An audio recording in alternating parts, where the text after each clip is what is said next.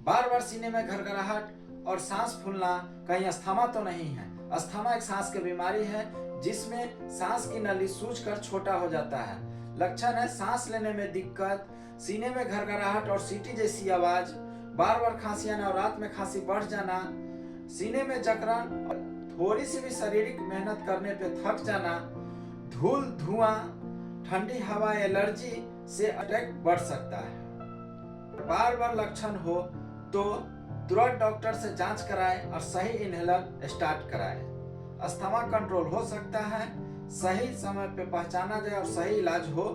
Video कैसा लगा comment करें, लाइक करें, शेयर करें और चैनल को सब्सक्राइब करें।